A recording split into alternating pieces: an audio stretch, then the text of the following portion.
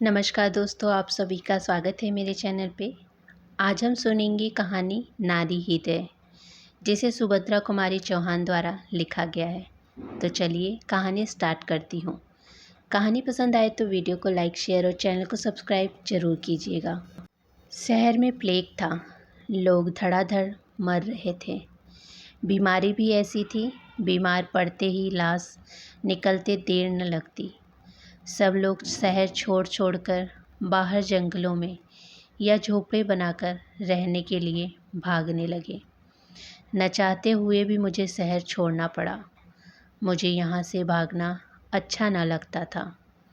घर में मैंने सबको प्लेग का टीका लगवा दिया था और शाम को 5-5 बूंद प्लेग क्योर भी पिला दिया करता था। इच्छा थी कि शहर में ही बना रहूं, कौन यहाँ से वहाँ भागने का झंझट करे। वैसे ही खर्चे के मारे हैरान था। फिर और लोगों की तरह मैं झोपड़ा बनाकर भी तो न रह सकता था। वकालत की शान में फ़र्क न पड़ जाता। रहना तो मुझे बंगले पर ही पड़ेगा, और इन दिनों बंगले के मालिकों का दिमाग तो 7वें आसमान पर ही रहता है। 175 और 50 से नीचे तो वह बात ही नहीं करते। फिर आजकल की आमदनी में किराए का कम से कम 50 रुपया माहवारी ही रख लो तो 4 महीने में 200 हो जाते हैं। मुश्किल ही समझो, पर क्या करता। अपने प्रयत्न भर तो मैं शहर में ही रहे आने की कोशिश, पर मेरी पत्नी ने न माना। उसने जब तक मैं मकान बदल कर बंगले पर रहने न चला गया, मेरा खाना पीना और सोना हराम कर दिया। उसकी जरा सी बच्ची थी, जिसके लिए वह इतनी व्याकुल रहती जैसे सारे शहर का प्लेग उसी पर फट पड़ेगा। कचहरी की छुट्टी थी। मैं अपने ऑफिस वाले कमरे में एक नौकर की सहायता से अपनी कानून की किताबें जमा रहा था। कमरे में कई अलमारियां थीं। मैं उन्हें साफ करवा के वहां अपनी पुस्तक और अन्य वस्तुएं तरतीबवार कर रहा था। उन अलमारियों में रद्दी कागज़ों के साथ एक लिफाफा भी वजन से जरा भारी होने के कारण खट से नीचे गिर पड़ा। मैंने उसे गिरते देखा, किंतु उदासीन भाव से फिर अपने काम में लग गया। मैं कमरे से बाहर जाने लगा। लिफाफा फिर पैरों से टकराया। इस बार मैंने उसे उठा लिया। उठाकर देखा तो उस पर किसी का पता तो न था, पर वह मजबूर डोर से कसकर बांधा गया था और मैंने जेब में रख लिया। दिन भर कार्य की अधिकता के कारण मुझे उसकी याद ही नहीं रही। शाम को जब मैं भोजन करके लौटा तो क्रम से दिन भर की घटनाओं पर विचार करने लगा। एकाएक मुझे उस लिफाफे की याद आ गई।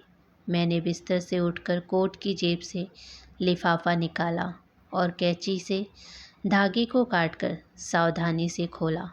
देखा तो उसमें किसी स्त्री के लिखे हुए कुछ पत्र थे। उत्सुकता और बढ़ी। मैंने पत्र की तारीख वार पढ़ना प्रारंभ किया।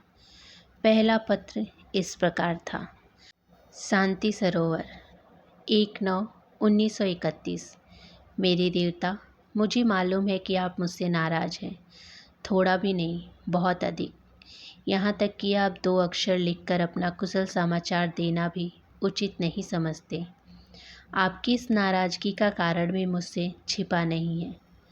मैं ही जानती हूँ कि किन परिस्थितियों में पड़कर मैं आपकी आज्ञा का उल्लंघन कर रही हूँ। यदि आप मेरे स्थान पर होते तो आप भी वही करते जो मैं करती हूँ। अंत में मैं आपसे यही निवेदन करती हूँ कि आप मुझसे नाराज़ न हों। अपने कुशल समाचार का पत्र भेजकर अनुग्रहित करें। आपकी प्रमिला। पत्र दूसरा। शांति सरोवर, 10/9/1931। मेरे सर्वस्व। उस दिन पत्र भेजकर कई दिनों तक उत्तर की प्रतीक्षा करती रही, किंतु आज तक आपका एक भी पत्र नहीं मिला। उत्सुक नेत्रों से रोज पोस्टमैन की राह देखती हूँ। वह आता तो है और मेरे दरवाजे की तरफ बिना मुड़े ही चला जाता है। सबके पास चिट्ठियाँ आती हैं, परंतु मेरे पत्थर के देवता, आप न पसीजे। आपके पत्र एक भी ना आए। न जाने कितने तरह के विचार आपके दिमाग में आते और जाते होंगे, और आप न जाने क्या क्या सोचते रहे होंगे। कदाचित आप सोचते हो कि मैं बड़ी अकृतज्ञ, मूर्खा और अभिमानी हूँ, किंतु लोगों ने मेरे साथ इतनी भलाई की, मुझे सर आँखों पर रखा, उन्हीं के साथ कृतघ्ना कर रही हूँ, यही ना। किंतु मैं क्या करूँ, मैं परवश हूँ, पत्र में कुछ लिख नहीं सकती। यदि आप कभी मुझसे मिलने का कष्ट करेंगे, अपने चरणों के दर्शन और सौभाग्य देंगे, तब मैं आपको चरणों पर सर रखकर आपको समझा दूंगी, आपको बतला दूंगी कि मैं अपराधिनी नहीं हूँ। तब आप जान सकेंगी कि मैं कितनी विवश और कितनी निरुपाय हूँ। नाराज तो उसी से हुआ जाता है जो नाराज़गी सह सके, किंतु आप नाराज हैं मुझसे, जो न जाने कितने मील की दूरी पर है, जो हर प्रकार से विवश है, जिसे आपको छूने तक का अधिकार नहीं, जो केवल आपकी कृपा दृष्टि की भिखारिन है। यदि आप मेरी व्यवस्था का कुछ भी अनुभव करते, आप मुझसे हंसकर बात करते हैं, मैं हंस देती, अपने को धन्य समझती हूँ। कल से आप मुझसे बात ही न करना चाहे तो मैं आपका क्या कर सकती हूँ? मुझे क्या अधिकार है सिवा इसके कि कलेजे पर पत्थर रखकर सब चुपचाप सह लूँ। मैं खुलकर रो भी तो नहीं सकती, मुझे इतना भी तो अधिकार नहीं। आपने नाराज होकर पत्र लिखना बंद कर दिया। कल यदि आपको मेरे शक्ल से भी नफरत हो जाए, तो भला सिवा रोने के मेरे पास और क्या बच रहेगा। मुझ सरीखी तो आपके घर 4 दासियाँ होंगी, किंतु मेरी दुनिया में कौन है। मैं तो घर बाहर की ठुकराई हुई अभागिनी अबला हूँ। आपने दया करके मुझे सम्मान, आदर और अपने हृदय में आश्रय दिया है, उसे निर्दयता से न छोड़िए। एक बार मुझसे मिल लीजिए, इसके बाद जैसी आपकी धारणा हो वैसा कीजिएगा। आप मुझे जिस दंड की अधिकारिणी समझें, मैं उसे सहने के लिए तैयार हूँ। आप मुझे अपने चरणों से दूर कर देंगे तो भी मैं आपकी ही रहूँगी, समाज की आंखों में नहीं, अपनी और परमात्मा की आंखों में। आप मुझे भले ही अपने न समझें, परंतु मैं तो आजीवन आपको देवता की तरह पूजती रहूँगी। मेरा अटल विश्वास है कि आप सबके होने के बाद थोड़े से भी मेरे हैं। कभी साल 6 महीने में मिनट 2 मिनट के लिए ही सही, मुझे भी आपके चरणों की सेवा करने का अधिकार है। उत्तर की प्रतीक्षा में, अभागिनी प्रमीला। पत्र 3, शांति सरोवर, 30/9/1931। मेरे स्वामी, यह तो हो ही नहीं सकता कि मेरे पत्र आपको मिलते ही ना हो। क्षण के लिए यह मान लिया कि मेरे पत्र आपको मिले ही नहीं, फिर भी क्या एक कार्ड पर 2 शब्द लिखकर आप मेरे पत्र न भेजने का कारण न पूछ सकते थे? खैर, आप अपनी मनमानी कर लीजिए, मैं हूँ भी इसी योग्य। कहा भी गया है, जैसा देव वैसी पूजा। आपने मुझे ठुकरा कर मेरी अवहेलना करके उचित ही किया है। इसमें मैं आपको दोष कैसे दूँ, जिसका जन्म ही अपमान, अवहेलना और अनादर सहने के लिए हुआ हो, वह उससे अधिक अच्छी वस्तु की आशा ही क्यों करे। अपने आप को भूल गई थी, आज मेरी आंखें खुल गई, मुझे अपनी था मिल गई, मेरी समझ में आ गया कि मैं कहाँ हूँ। परमात्मा ने स्त्री जाति के हृदय में इतना विश्वास, इतनी कोमलता और इतना प्रेम शायद इसीलिए भर दिया है कि वह पग पग पर ठुकराई जाए। जिस देवता के चरणों पर हम अपना सर्वस्व चढ़ाकर केवल उसकी कृपा दृष्टि की भिखारिन बनती हैं, वही हमारी तरफ आंखें उठाकर देखने में अपना अपमान समझता है, माना कि मैं समाज की आंखों में आपकी कोई नहीं।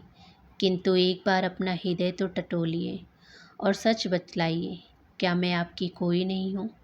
समाज के सामने अग्नि की साक्षी देकर हम विवाह सूत्र में अवश्य नहीं बंधे, किंतु शिव जी की मूर्ति के सामने भगवान शंकर को साक्षी मानकर क्या आपने मुझे नहीं अपनाया था? यह बात गलत तो नहीं है। मैं जानती हूँ कि आप यदि मुझसे बिल्कुल न बोलना चाहें, तब भी मैं आपका कुछ नहीं कर सकती। यदि किसी से कुछ कहने भी जाऊं तो सिवा अपमान और तिरस्कार के मुझे क्या मिलेगा? आपको तो कोई कुछ भी न कहेगा। आप फिर भी समाज में सिर ऊंचा करके बैठ सकेंगे, किंतु मेरे लिए कौन सा स्थान रहेगा? अभी रूखा सूखा टुकड़ा खाकर जहाँ रात को सो रहती हूँ, फिर वहाँ से भी ठोकर मारकर निकाल दी जाऊँगी, और उसके बाद गली गली की भिखारिन बन जाने के अतिरिक्त मेरे पास दूसरा क्या साधन बच रहेगा? संभव है आप मुझे दुराचारणी या पापिन समझते हो, और इसीलिए बहुत सोच विचार के बाद आपने मुझसे संबंध त्याग में ही कुशलता समझी हो और पत्र लिखना बंद कर दिया हो। खैर, आप मुझे कुछ भी ना समझें। परमात्मा ऊपर से देखता है कि मैं क्या हूँ, दुराचारणी हूँ या नहीं, पापनी हूँ या नहीं। इसका साक्षी तो ईश्वर ही है। मैं अपने मुँह से अपनी सफाई क्या दूँ? अब केवल यही प्रार्थना है कि मुझे क्षमा करें, मेरी त्रुटियों पर ध्यान न दें और कृपा कर मेरे पत्र का उत्तर भी न दें, क्योंकि अब आपका पत्र पढ़ने के लिए शायद मैं संसार में भी न रहूं। अभागिनी प्रमीला। पत्र पढ़कर मैंने एक कंठी सांस ली और करवट बदली। देखा न जाने कब से मेरी स्त्री सुशीला मेरे सिरहाने खड़ी है। मुझे देखते ही वह भागी। मैंने दौड़कर उसकी धोती पकड़ ली और उसे पलंग तक खींच लाया। उसे जबरन पलंग पर बैठाकर मैंने पूछा, तुम भागी क्यों जा रही थी? तुम बड़े कठोर हो, उसने मुंह फेरे फेरे उत्तर दिया। क्यों? मैंने उसका मुंह अपनी तरफ फेरते हुए पूछा। मैं कठोर कैसे हूँ? अपनी आंखों से आंसू पोंछते हुए वह बोली, यदि तुम निभा नहीं सकते थे तो उस बेचारी को इस रास्ते पर घसीटा ही क्यों? मुझे हंसी आ गई। हालांकि प्रमीला के पत्रों को पढ़ने के बाद मेरे हृदय में भी एक प्रकार का डर सा हो रहा था। मुझे स्त्रिया की असहायता, उनकी विवशता और उसके कष्टों से बड़ी तीव्र मार्मिक पीड़ा हो रही थी। मैंने किंचित मुस्कुराकर कहा, पगली, यह पत्र मेरे लिए नहीं लिखे गए। उसकी भवें तन गई। बोली, तो भला छिपाते क्यों हो? मैं क्या बुरा मानती हूँ? बुरा मानती जरूर, यदि मैं प्रमीला के पत्र न पढ़ चुकी होती। पत्र पढ़ने के बाद तो मुझे उस पर क्रोध के बदले दया ही आती है। यदि तुम मुझे उसका पता बता दो तो मैं स्वयं उसे यहाँ लिवा लाऊं। बेचारी का जीवन कितना दुखी है। मैंने कहा, भला मैं कभी तुमसे झूठ बोला है? यह पत्र मुझे आज इस कोठरी में रद्दी कागजों में मिले हैं। जिस लिफाफे में ये पत्र बंद थे वह भी यह देखो। कहते हुए मैंने लिफाफा उठाकर सुशीला के सामने रख दिया। सुशीला ने एक बार लिफाफे की ओर और फिर मेरी ओर देखते हुए कहा, तुम ही क्या, पुरुष मात्र ही कठोर होते हैं। तो ये थी छोटी सी कहानी नारी हृदय। उम्मीद करती हूँ कि कहानी पसंद आई हो। कहानी पसंद आई हो तो वीडियो को लाइक, शेयर और चैनल को सब्सक्राइब जरूर कीजिएगा। धन्यवाद।